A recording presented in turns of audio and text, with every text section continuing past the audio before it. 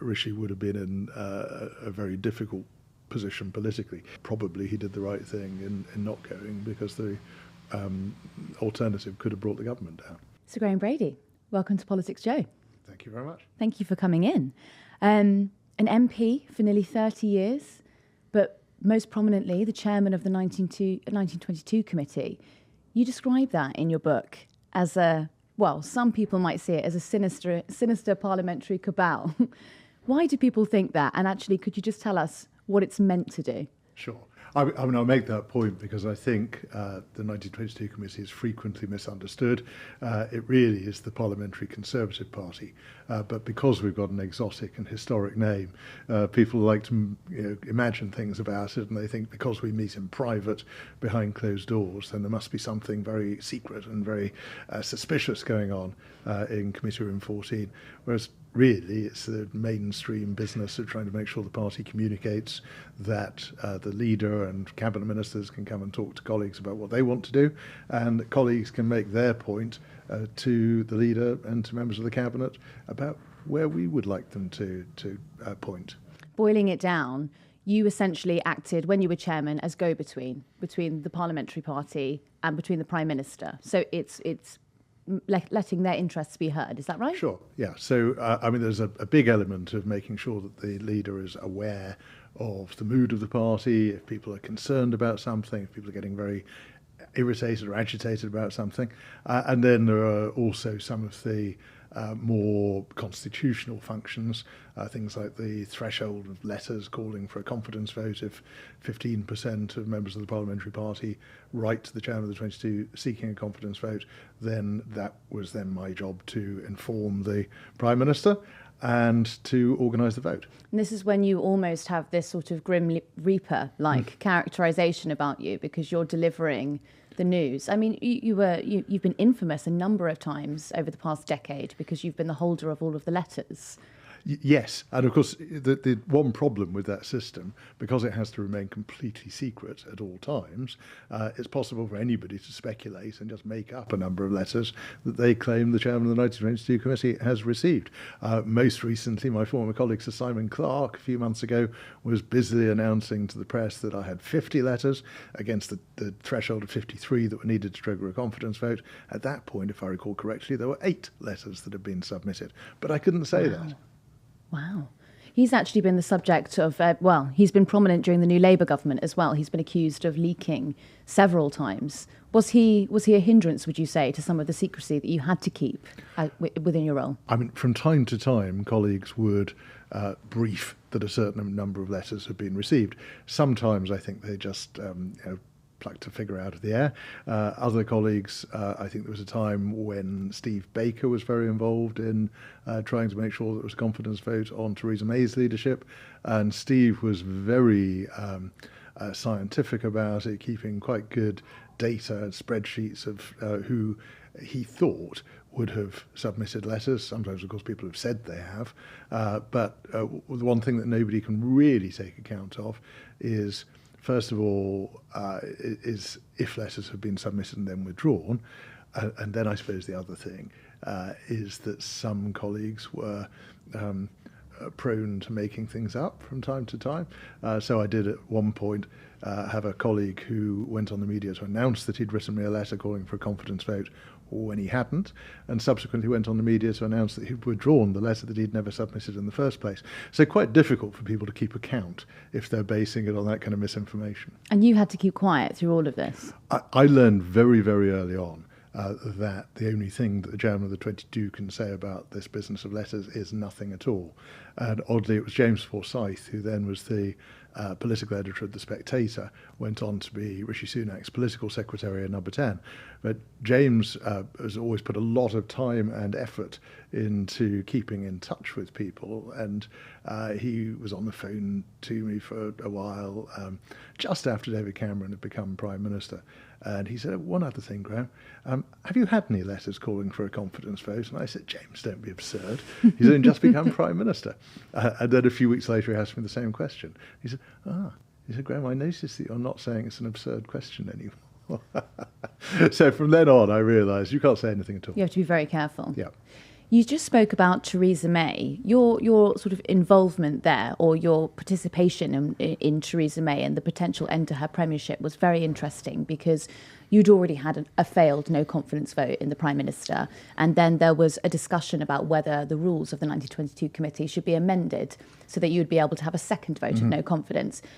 What was your advice to the parliamentary committee, and what was your advice to the Prime Minister at the time? I mean, my view was, first of all, that once you started a process, it's not a great look to change the rules partway through. Secondly, even when it became very apparent that Theresa was going to have to leave office because it just wasn't working, she wasn't able to get any progress at all on the withdrawal agreement, the document that was going to take us out of the European Union, and that was the central mission of her government. My view was that she nonetheless should be allowed to go with some dignity. So a lot of effort some of us put into trying to make sure that she had some agency and some control in that process. And it would have been awful if we had changed the rules, had another confidence vote, and she'd simply been voted out of office by colleagues. But I think by the time she went, pretty much everybody knew that the game was up and it just wasn't going to work. Because you wanted her to announce, the parliamentary committee wanted her to announce the date that she would leave, and then that would be the way to sort of settle the score. Yes, and obviously it was still a painful thing for her, and not something that any of us wanted to see happen, but it had just become obvious it had to happen, and I think it was much better her going out and having the dignity of announcing her resignation rather than losing a vote. It must have been challenging for you in that role as chairman because, as you say, Parliament had reached an impasse. Everyone was sort of at loggerheads, and it didn't seem like there was going to be any clear way through. I mean, I myself as a journalist remember standing outside on College Green for far too many hours than I should have done while there were God knows how many late night votes. 3, I believe. Yeah, I mean, just awful. And I talk about it in the book as well, the kind of bizarre atmosphere, like a sort of Victorian asylum, people shouting, people threatening others, drums beating. There was always something going on, and it just didn't feel normal. It felt like almost like there was a war going on around Westminster, and it was a very, very strange time. It felt febrile. Was that something that the Prime Minister was aware of, or did you have to communicate that from the parliamentary party? I think probably an element of both. I think that I recount the conversations where I'd heard on the radio that the withdrawal agreement was about to appear, and the journalist on BBC Radio News I was listening to had obviously been briefed in considerable detail. And I thought, well, that can't be it, because there's no way that can possibly get a majority in the House of Commons. So I asked to see the Prime Minister urgently. That seemed to be a complete surprise to her. She thought this was the best deal that could be obtained, and therefore it was going to sail through with everybody's support. And she then sent her 2 Europe spads over to my office with a little flip chart. And as they turned the pages on the flip chart, every page, I thought, my God, this is even worse than I thought. So I asked to see her again as soon as possible. And I just said, look, Prime Minister, there is no way that this is going to get a majority. It's got to be changed. And we ended up instead with a period of delay. That was, I think, at the end of November 2018. We didn't end up voting for the first time until January, but the document hadn't changed. There was nothing in it that was going to make it different from the outcome that I predicted. And of course, when that was put before the House of Commons, it secured the biggest parliamentary defeat of any government in British history. I mean, that you really are the bearer of bad news there. Well, I think I'd like to think that in going to tell her before it was put before the House of Commons that it couldn't possibly succeed, I was trying to help, and it needed some changes, and it was simply pointless going through the motions of presenting it to the House of Commons in the form that it came back. And then of course I got really quite involved in the process of trying to help to secure some kind of withdrawal agreement, and the so-called Brady Amendment in January of 2019 which said that we would support the withdrawal agreement, but without the political declaration and, crucially, with alternative arrangements for the Irish border. And I had President Macron's Europe advisor come to see me at about that time and just say, Mr. Brady, is it true? Would the House of Commons vote for a withdrawal agreement with different arrangements at the Irish border? I said, well, yes, it just has done. And so it was an attempt to answer that question at the point when the EU side and the negotiations kept coming back to the fact that they said they didn't believe that we would obtain a majority for anything. So they said, how can we possibly negotiate? We don't know what shape this agreement will be. I was able to demonstrate there was something that could get through the House of Commons. The trouble is then nothing further was done with it. So it was a lifeline that was thrown to the Prime Minister, which she didn't grasp. And that's not the only Prime Minister that you had to, well, I suppose, throw a lifeline to over Europe, because the Prime Minister before that, with David Cameron, I mean, sort of 2012 time when the coalition government suffered their first defeat over whether we should increase the budget that we were spending on Europe. You went to David Cameron at the time and you told him that he absolutely should not put this forward. He was going to suffer a defeat, but he didn't quite listen to you. Well, I mean, it was if you like, a rebel amendment. My former colleague Mark Reckless had tabled an amendment calling for the government to seek a cut. Fantastic name, by the way. Yes. It wasn't binding. And it seemed to me there was no reason why the government couldn't simply accept the amendment. All it would mean was that the Prime Minister would go to Brussels, ask for a reduction in the budget, and if he got it, that would be wonderful. If he didn't get it, then people would say, well, at least he was out there batting for Britain, and that would be fine. Instead, of course, the Prime Minister was determined to try to win that vote. There was a big whipping operation to try to do that. And then Ed Miliband, then the leader of the Labour opposition, decided that the opposition would support Mark Reckless's amendment, and the government then lost. So I do think that sometimes these things were unnecessarily difficult, and handled in a different way, we could have made a little bit more progress sooner. Do you think that spoke a little bit to your relationship with David Cameron? Because, of course, when you became chairman, not long before that, I mean, a couple of years, you had resigned from his front bench over a disagreement about grammar schools. So do you think that perhaps that affected the advice that he took from you? I don't know. I hope not, because I think the advice that I gave, and obviously it was my first period as chairman was when David Cameron had just become Prime Minister, and the advice that I gave, I was always very careful to try to make sure that I would say what I thought about something. I would then give my best dispassionate assessment of where I thought the rest of the party was on that thing.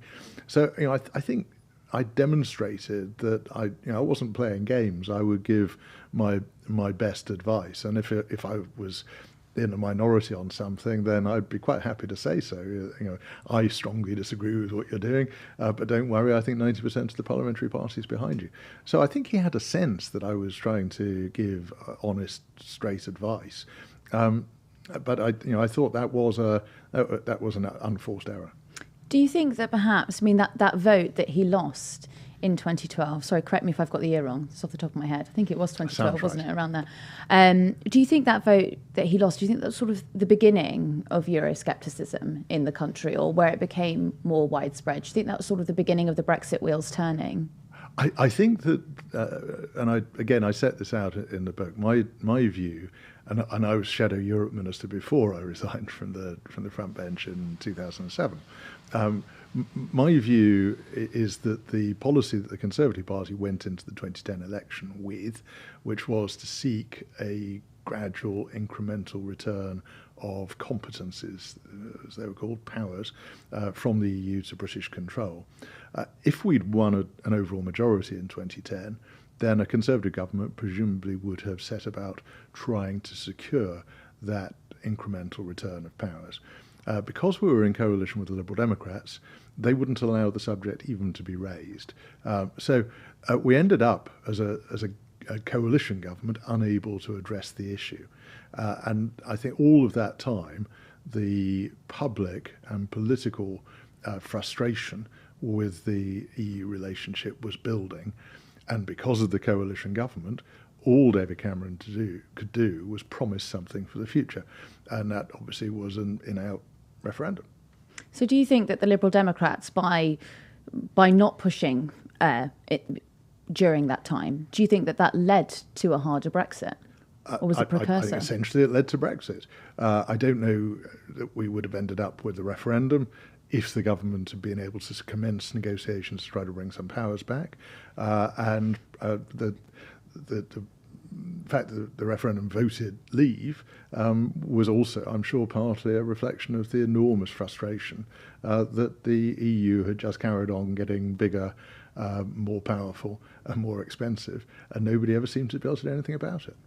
Just to pull back a little bit, so when you did resign from Cameron's front bench, that was because, well, you've been a staunch believer in selective schooling. So when you're looking at the Labour at the moment and their promise to tax private schools, to put VAT onto private schools, do you agree with that? No. No, I don't. I think that education has always been seen as a charitable activity. I think that's a sensible thing to do. As I said in my maiden speech that my objective was that we would make state schools so good that hardly anybody would wish to use independent schools. But that's another matter. I think it's also been of huge value. We've got some very, very good independent schools in the country. And actually, they're quite important as a kind of measure, benchmark of what can be achieved. If we didn't have any independent schools, you wouldn't have anything to rate the performance of the state schools against. That's very interesting.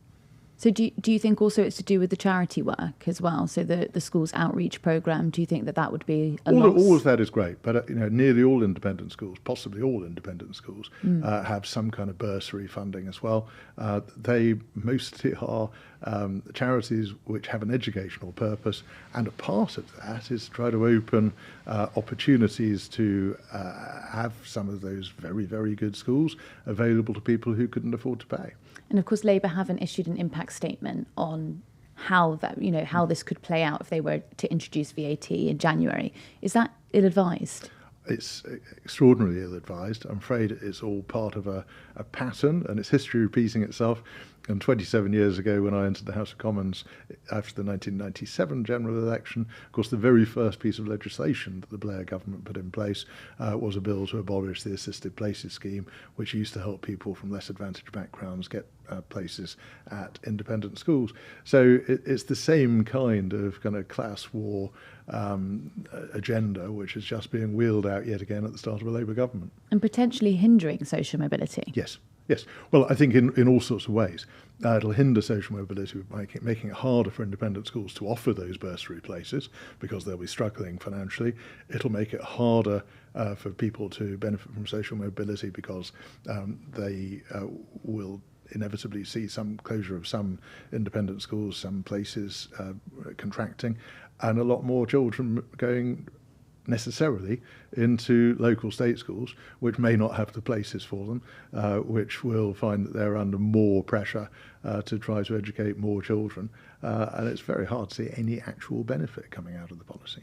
Well, similarly, there was no impact assessment published on restricting winter fuel payments in the coming months. Would you apply the same reasoning there? Would you say that was ill-advised? Well, I would, but I think the winter fuel allowance policy is even worse because the Labour Party went about, whenever asked about these things before the election, saying, of course it'd be safe in our hands. So I think there's a huge amount of dishonesty in that as well, at least with the VAT on school fees. At least they were going about threatening it before the election, and people had an opportunity to vote to stop a Labour government taking office. I think probably a number of people didn't do that and might be regretting it now. What do you think the rush is? Why do you think that they're rushing to push through these policies without an impact assessment? I don't know what the rush is. They obviously wanted to construct this rather implausible narrative that was some kind of crisis in the public finances, which, thinking back to 2010 after the banking crisis, there was a crisis in the public finances, and that was going to need some fairly tough action to deal with it, whoever formed a government. Now we were in a fairly benign place, but they wanted to create a narrative that was a crisis. So I suppose some instant actions like the winter fuel allowance cut might be seen in that context. But it obviously went down extremely badly, and is a very bad look at a time when the government was choosing to increase some pay in the railways and other sectors by much ahead of inflation. A couple of weeks ago, Rosie Duffield, one of the Labour backbenchers, resigned. And within that letter, she said that Keir Starmer was not listening to his backbenchers. Is there a point of time over your tenure where you could see that happening with the Conservatives? And perhaps, do you think that that's sort of the precursor to the wheels coming off the machine? Well, it's happening very early now. I just think it's just basic common sense for party leaders to listen to and communicate with their backbenchers. It's their backbenchers who sustain them in office, whether that be from the point of view of being leader of their party or indeed being Prime Minister and forming a government. It's done because your party has a majority, and that majority is going to come from your own backbenchers very largely. And it's strange, really, how often I think leaders forget that fact that we're all actually on the same side. And, of course, at different times, backbench MPs of whatever party will have views about the leader, they'll have views about certain policies, and they may be more or less happy. But I think they also, overwhelmingly, want the party to succeed. They want the party to be in government, and therefore they want the Prime Minister to succeed. Because, I mean, is it almost like you're only as happy as your most unhappy child? Is that what it's like as Prime Minister? Or are you able to ignore and park or bench some of them? Well, I think especially if you've got a big majority, you can get away with quite a lot. But it's unwise to do it from choice because you're always going to be building up some resentments. And I just think that there comes a time when suddenly you find things are more difficult, when suddenly you need some support and some people who are going to volunteer to come out to defend you. And, a very good example of it, I suppose, was that the situation that finally brought Boris Johnson down. Of course, he'd been through all of the Partygate stuff, he'd been through a no confidence vote, and again won it, although uncomfortably narrowly. Nobody would have predicted that it would have been his response, his handling to this sort of bizarre Chris Pincher scandal, which was of itself not the most important thing, albeit unacceptable behaviour. But it was the fact that he had ministers going out to defend him, defend the government's handling, and by the time the interview had ended, the minister who'd just defended it would find that the line to take wasn't true, or wasn't entirely true, or had changed. So I think it's that business of when people start to feel that they have been used, they have been let down, and then they're asked again, will you come out and bat for the government? And they think twice about it. And how was that received? I mean, when you were acting as the go-between during that time, how was that received within the committee? Well, it's one of many instances, I suppose, where we were looking, in a sense, from the outside, representing the backbenchers in particular. We were looking at the situation of government ministers who were getting increasingly angry about the way they were being treated. It's a strange thing. Because similarly, I suppose, at various points, and particularly during the May governments, but I think at other times as well, there were lots of times when it seemed like backbenchers were being more disciplined than members of the government, and many times when cabinets seemed to not just leak, it seemed like they were being broadcast live sometimes, because the data that was the arguments that were happening in cabinet were just immediately available to the world and his wife. So it's an odd dynamic when the backbenchers feel that they're being more helpful and more loyal to the Prime Minister than the team that he's appointed. Was it difficult to get a lid on it at that time? Because as you say, I mean, you could call most Conservative MPs during that time and they would quite happily brief against the Prime Minister on the airwaves, which is extraordinary, and it's not usual, let's say. Was it difficult for you to try and keep the lid on? I mean, how can a chairman of the 1922 committee, I think, can only really try to keep the lid on things by being seen to keep the channels of communication open to make sure that the Prime Minister knows what the situation is, that people would have confidence in me or in my successor, my predecessors, to play it straight, not always be there to try to gain traction for my own views, but to try to do a job on behalf of all colleagues.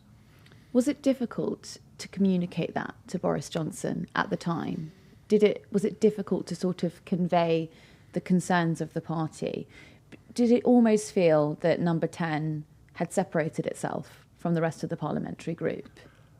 I mean, I think it often feels like Number 10 is rather cut off from what's going on in Parliament, certainly. But I think at that time we'd been through such a difficult, demanding period. Obviously, all of the COVID response, but then the controversy about events in Downing Street, and the confidence vote, and it doesn't feel, from memory, I think the numbers in the confidence vote, I think it was 57% to 43% or thereabouts, slightly narrower win than Theresa May had secured in 2018. And at that point, when I was presenting the result of both of those confidence votes, you get all of the cheering from the supporters of the Prime Minister who's just survived, but it's not difficult to reflect that it feels a little bit too narrow a win to justify that amount of jubilation, and that things are going to be difficult for them from that point on. So I think the pressure, the frustration that had built up was intense by that point, and I guess that's why straw broke the camel's back. But also that level of introspection must have been challenging for you. I mean, I know that on committee corridor, there's a huge group of journalists who would stand outside, sort of glass to the wall, desperately trying to listen in. Perhaps even you might get a couple of MPs who are present texting out. That sort of level of introspection, does it give you any sympathy for the recently resigned Sue Gray?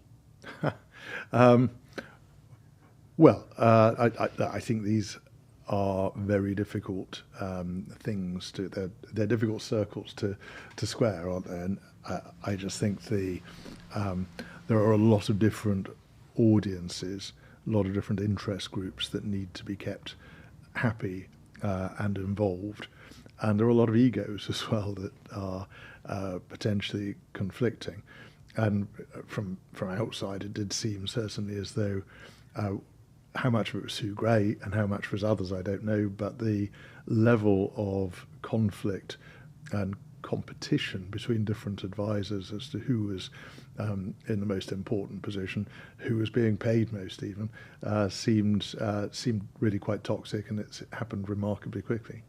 Did you have much interaction with Sue Gray when she was working for the civil service? Very little. I mean, I recount in the book the bizarre coincidence I ended up sitting next to her at the Queen's funeral, and one or two wags noticed this and were saying, observing on social media, I wonder what they've got to talk about. But no, so I bumped into her once or twice, but not dealt with her really.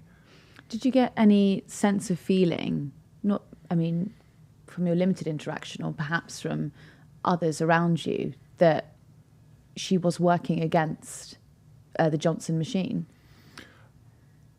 I didn't have any particular sense of it at the time. I suppose it's also worth saying the report that she produced into the so-called Partygate activities, when it landed, it was a bit of a damp squib. I think a lot of people had thought there would be some really serious revelations and some very drastic judgments that would be in the report, and actually it was much less exciting than people expected at the time. As in, some people got away with things? I just, for whatever reason, the conclusions that she reached, having studied all of the evidence, were less strong than many people were expecting. And the whole thing, I remember at the time, it had been built up to a crescendo. Everybody was expecting this enormous explosion when the thing landed, and it came over as a bit of a disappointment at the time. But it must have been rather shocking, the sort of impartial head of the civil service moving over to work directly for the Labour government. Yes, no, and I think that was a big mistake. I just think even if somebody was going to behave with complete integrity, the optics of it are just dreadful. And I think that should have been obvious to everyone. During that time of Partygate, I'm sure a very busy time for you. There were a lot of back and forth, I imagine. But there was one conversation that you talk about in the book with Rishi Sunak. Rishi Sunak, when he had received his fine for Partygate, he phoned you. And he said he asked you for advice, didn't he, about whether he should stand down or not. And you told him perhaps he should? I mean, I'm afraid I don't know that my advice was that helpful, because what I think I really did was just crystallise a dilemma that he was already facing. And essentially there was no good way out to take, in that he could either remain in office, and some people would say, how can you possibly remain in office when you've been found guilty of breaching the rules? Everybody else had to follow the rules, etc. Or he could have resigned as Chancellor, would have been very popular in some quarters, but the pressure that would have put on the Prime Minister to do likewise would have been intense. And at that point, I think the supporters of Boris Johnson would have taken a very, very dim view. And I think that Rishi would have been in a very difficult position politically. So I think I probably helped to spell out just what a difficult choice he had to make. And I think probably he did the right thing in not going, because the alternative could have brought the government down. Do you think that hindered him, though, in the subsequent leadership contest? Do you think that might have been the reason why he didn't win that amongst the members? No, I think that there were those who had taken against Rishi, certainly from the moment that he resigned when he did resign from the government, just after Sajid Javid did. That's really interesting. So actually the resignation it will cost him. It may well have done. So from Partygate, preceding that, we'd had a series of lockdowns obviously encompassing Partygate. The opinion now from the former Prime Minister is that perhaps lockdowns weren't working. Was that the general school of thought at the time, or is this a new development? I think that during the period of the pandemic, the mood and opinion of the parliamentary party developed. There were some of us who quite early on were raising concerns about restrictions that were clearly unnecessary and almost certainly ineffective. I mean, I first did in, I think, the April of 2020, when I wrote an article for the Mail on Sunday saying, why can I buy a bunch of flowers in Tesco's but not at my local outdoor market? And this was an obviously senseless restriction, which was causing more disruption, more economic damage than was necessary or could be justified. But then it got obviously progressively worse. And when my part of the world was put back in lockdown 3 weeks after we'd all come out of lockdown, but was put into those restrictions at a time when we had falling COVID rates, and the surrounding areas all had higher rates of COVID, but it was administratively convenient because we were part of Greater Manchester to treat us the same as some other local authority areas with higher rates of COVID. So it just started to become more and more apparent that this was all absurd. Similarly, we had falling COVID in Altrincham and the Borough of Trafford when we were put into those restrictions, and by the time we came out in the autumn, the rates were rising, which may well be the point that Boris Johnson relates in his book, that pretty much anywhere in the world you had a sort of double peak of COVID infection regardless of what measures have been put in place to try to control it.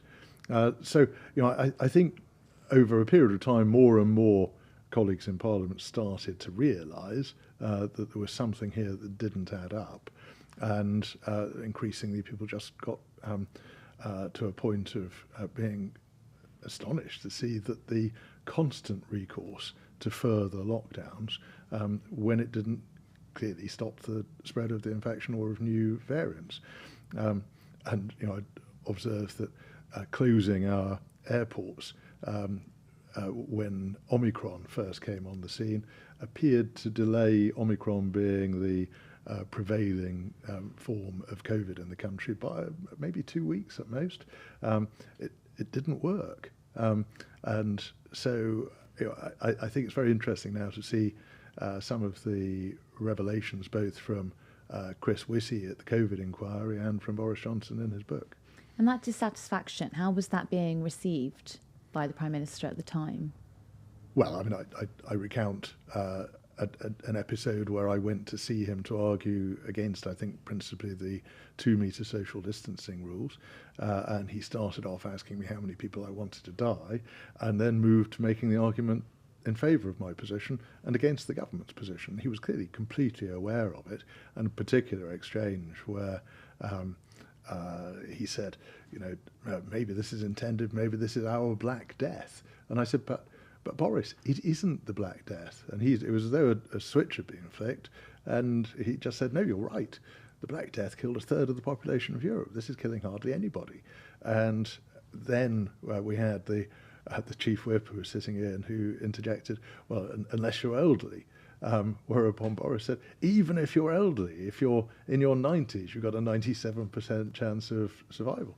So Boris was completely aware of the facts and all of the things that now, I assume, lead him to say that he couldn't be confident that the lockdowns were actually a necessary or appropriate response.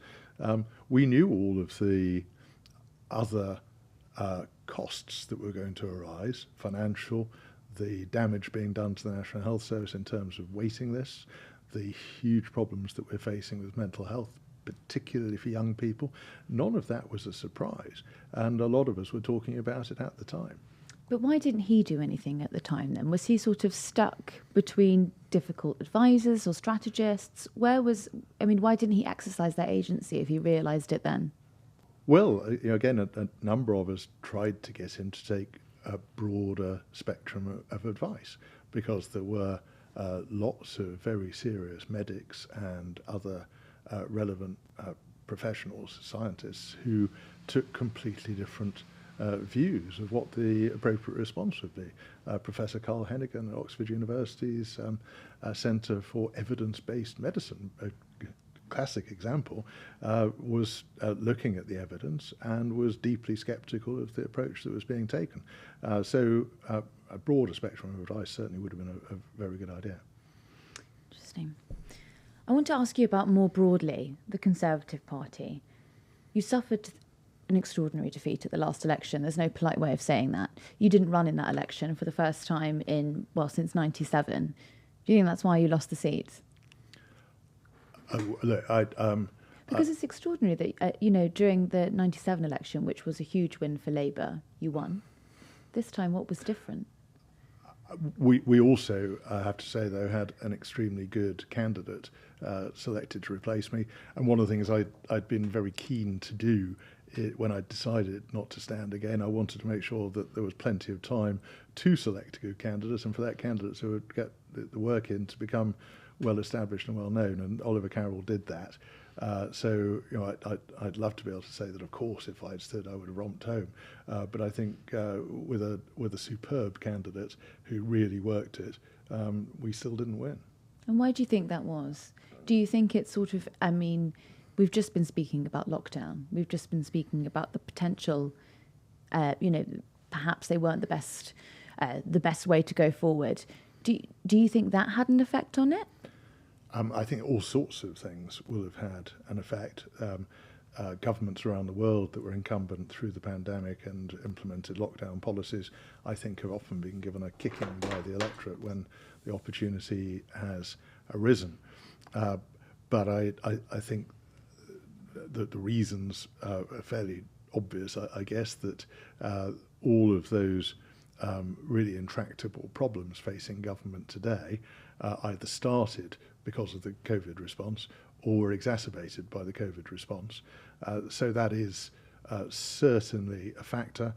I think the fallout from the mini-budget clearly had dented our reputation for economic competence. And fundamentally as well, a lot of people vote Conservative because they believe in freedom, because they believe in a smaller state, and because they want to see good financial management leading to lower levels of taxation. And it was not a good look for the Conservative Party to go into a general election heading for the highest burden of tax since the Second World War. And on a date that you'd advised the Prime Minister not to take, you wanted an October-November election. Why do you think that's true? But I mean, most people, I think, were giving that advice. There were some exceptions. What Rishi said to me when he phoned me on the day that he called the election was that he'd come to the conclusion that the public wasn't engaging with the arguments and wasn't going to until they actually had to make a choice. Clearly, it didn't work. And the public made the choice mostly, well, not mostly, but a very significant percentage of the public made the choice not to vote. So you ask why we lost Altrincham Sale West at the election this year. Fundamental reason is 10,000 fewer people voted Conservative. The Labour vote was broadly the same. And there aren't many constituencies where you can face and deal with that kind of stay at home. Because, I mean, Westminster is very guilty of groupthink, and there's sort of this accepted opinion now that you lost because reform spiked. That's not quite the way that you see it. Well, I think it obviously it varies from place to place. My constituency wasn't a very big reform vote. We had roughly 4,000 votes for reform, and the Labour Party won with a majority of 4,000. But I don't think all of those 4,000 reform votes came from former Conservative voters. So there was a very big number of Conservatives who didn't vote. And, I'd say in the book, it was obvious when Rishi Sunak became Prime Minister that he had sort of two principal tasks. One was to provide some calm and stability and get confidence back in the economic management that the government was able to provide. But then at some point on that quite short time period before an election, we had to do some things that would excite people who might vote Conservative. And clearly the two cuts in national insurance made a little bit of headway in reducing people's tax burden, but it clearly wasn't sufficient. And there were a lot of people who normally would vote Conservative who didn't feel inspired to go out and put their cross in any box on a ballot paper, let alone a Conservative one. But I mean, as you've observed, that sort of pragmatic approach to government of, we need to strengthen the economy and re-establish some calm. Rishi Sunak, on the day of the election when he phoned you, acknowledged that actually it wasn't cutting through, and perhaps that's not what the public wanted right now. So then if you're looking forward to the current candidates who are up for selection, someone like James Cleverly, who is peddling quite a similar line to Rishi Sunak, I'm going to, make the party more cohesive and I'm going to strengthen the economy. Can you not see that line of thinking cutting through with the voters, or do you think perhaps things have moved on slightly? Obviously, stability and economic equilibrium are a necessary base on which to build. I think given how small the parliamentary party is, I think we're very lucky to have four strong candidates in the leadership race at the moment.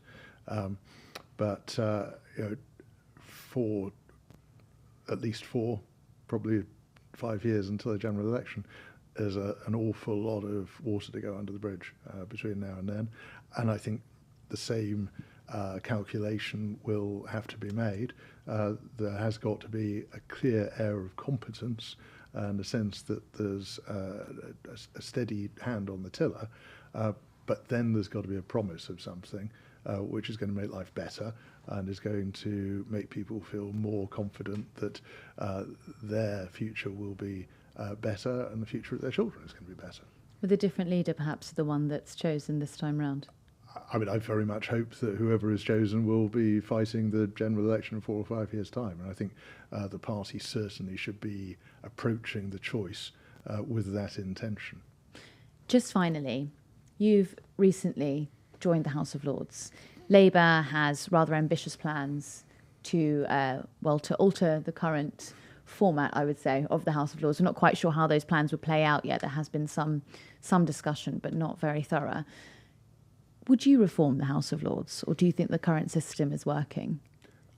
I think both things can be true at the same time. The House of Lords works very well. I think the House of Commons now almost ignores its responsibility to scrutinise legislation. That's almost entirely left to the House of Lords to do. So the current House of Lords works very well, does a very good job, but it may still need reform. What I wouldn't do is have a compulsory retirement age of 80, which the Labour Party was talking about, because I would observe there are one or two people in the House of Lords who are well over that age who put most of the rest of us to shame in terms of their intellectual firepower. And I think Elizabeth Butler-Sloss would be a very good example of that. I think she's 92 or about to be, and she's still sharp as a pin. So I certainly wouldn't go for a standard retirement age. I think, of course, there is an argument for an elected upper house.